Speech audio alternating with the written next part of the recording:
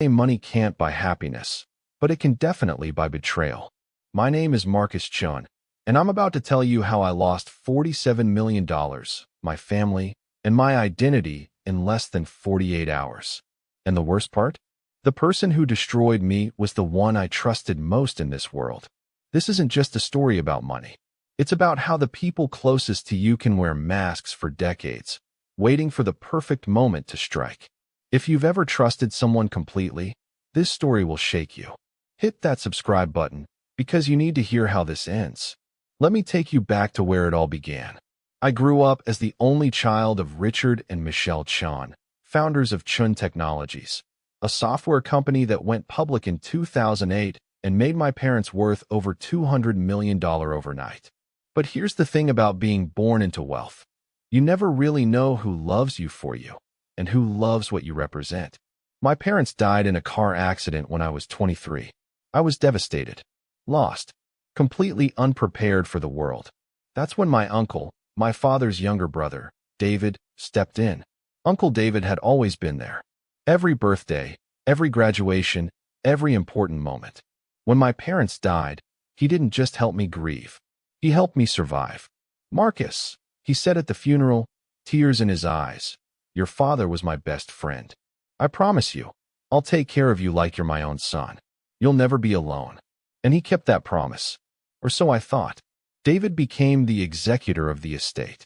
He managed the trust fund my parents left me, $50 million that I'd gained full access to when I turned 30. Until then, he'd give me a monthly allowance of $50,000 and manage all the investments. I trusted him completely. Why wouldn't I? He was family. He was the only family I had left. For the next 5 years, David was perfect. He'd call me every week. We'd have dinner every Sunday. He taught me about business, investing, and carrying on my father's legacy. He even convinced me to stay away from the day-to-day management of the trust. "Focus on living your life, Marcus. Find yourself. I'll make sure your parents' money works for you." That's what your dad would have wanted. I believed him. God, I was such a fool. 3 months before my 30th birthday, I met Sarah at a charity gala. She was a financial journalist working on a story about inheritance fraud. We started talking and eventually dating. She was different from anyone I'd ever met. Skeptical, sharp, asking questions I'd never thought to ask. One night over dinner, I was telling her about my trust fund, excited that I'd finally have full control in just a few months. Sarah put down her wine glass. "Marcus, when's the last time you actually saw a detailed statement of the trust?" I laughed. "Uncle David sends me summaries every quarter. Everything's growing steadily. We're up to about $75 million now." Summaries. Her face changed. Not actual bank statements. Not transaction records. He's managing it. I trust him. Sarah leaned forward. "Marcus, I cover financial crime. Nobody, and I mean nobody, should have that much control over someone else's money without full transparency. Even family. Especially family." Her words haunted me that night. I'd never questioned David. Never asked for proof. Why would I? He was my uncle. My guardian. My only family. But Sarah's words planted a seed of doubt. The next morning, I called David's office and requested a complete, detailed audit of the trust fund. Every transaction, every investment, every account. I tried to sound casual about it. Just want to understand everything before I take it over, you know? Get up to speed on the full picture. There was a long pause on the phone. Too long. "Of course, Marcus," David finally said, his voice strained. "I'll have my assistant prepare everything. Give me a week or two. A week or two.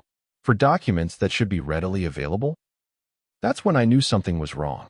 Sarah connected me with a forensic accountant, a guy who specialized in finding hidden money trails. His name was Jerome, and he'd worked on dozens of fraud cases. "Get me whatever documents you can," Jerome said. "Bank statements, tax returns, quarterly reports. Anything." I went to my files and pulled out 5 years of quarterly summaries David had sent me. Jerome spread them across his desk and started analyzing. After 2 hours, he looked up at me with an expression I'll never forget. "Marcus, these summaries, they're fabricated. Look at this." He pointed to a series of investments. "These companies don't exist. These stock prices are fake. This mutual fund was dissolved in 2019. Someone created these documents to look legitimate, but they're fiction. My stomach dropped. What are you saying? I'm saying someone has been lying to you about where your money is. And if I had to guess, based on these numbers. He paused. Most of it is probably gone. The room started spinning. How much? I can't know for sure without seeing the actual accounts. But Marcus, you might want to prepare yourself for the worst. I immediately called the bank where the trust was held. After being transferred 5 times and invoking my rights as the beneficiary, I finally got a manager on the phone. Mr. Chun, I need to verify your identity before I can discuss account details. I went through the security questions, my hands shaking. Mr. Chun, the trust account currently has a balance of $2.7 million. Everything went silent. $2.7 million? That's impossible. It should be over $70 million. Sir, there have been consistent large withdrawals over the past 4 years. I'm showing transfers to various offshore accounts, investment purchases, and... I hung up. I couldn't breathe. $47 million. Gone. And there was only one person who had access to that money. Uncle David. I drove to David's house that night. A house, I now realized, that had gotten significantly nicer over the past few years. New cars in the driveway. A recent renovation. All those successful investments he'd told me about. He was investing. With my money. I didn't knock. I walked straight in. David was in his study, on the phone. When he saw me, his face went white.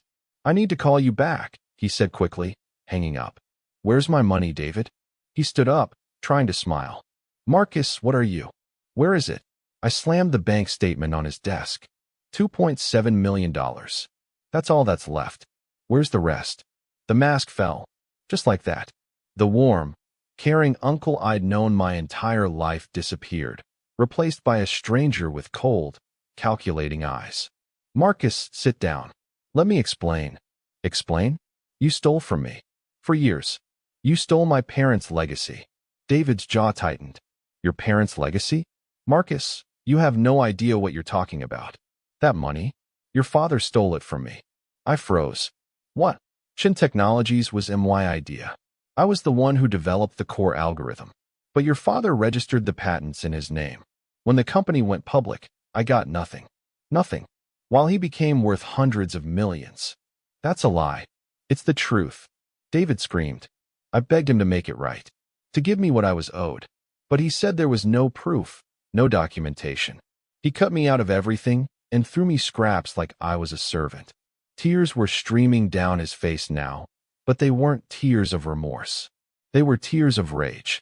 So when he died, when you became the heir to everything that should have been mine, I decided to take what I deserved. Every dollar I took was a dollar your father stole from me first. I stared at the man I thought I knew. Even if that were true, and I don't believe it is, I'm not my father. I trusted you. I loved you. And I loved your father, David said coldly. Look where that got me. I sued David. The legal battle took 18 months and cost me most of what was left in the trust. We recovered about $8 million, money he'd moved to accounts we could trace. The rest? Offshore, hidden, or already spent. Gone forever. David went to prison for 7 years for embezzlement and fraud. But here's the thing about betrayal. Prison time doesn't heal the wound. It doesn't give you back the years you spent trusting someone who was robbing you blind. I learned later that David's story about my father stealing from him was partially true. There had been a dispute over the patents.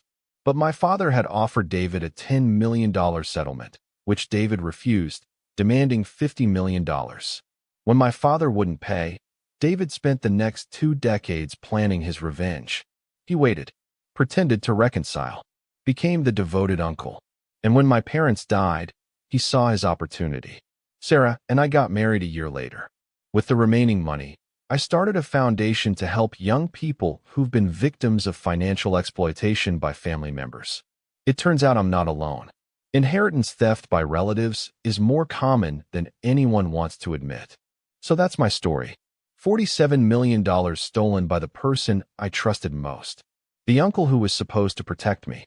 Here's what I want you to take from this. Trust is beautiful, but verification is essential. Whether it's family, friends, or partners. If someone has access to your money, your assets, your future, you have every right to ask questions and demand transparency. Love doesn't mean blind faith, and family doesn't mean unlimited access. If this story